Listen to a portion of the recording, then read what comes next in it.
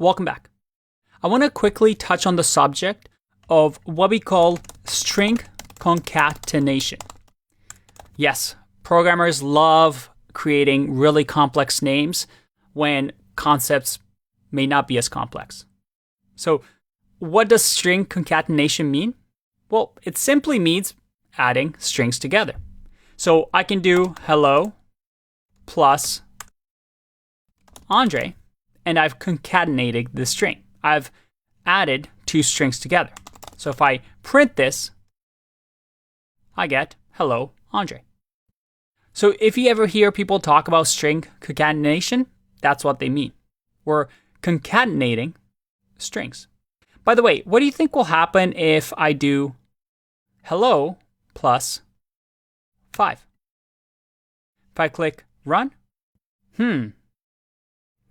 that's not good, is it?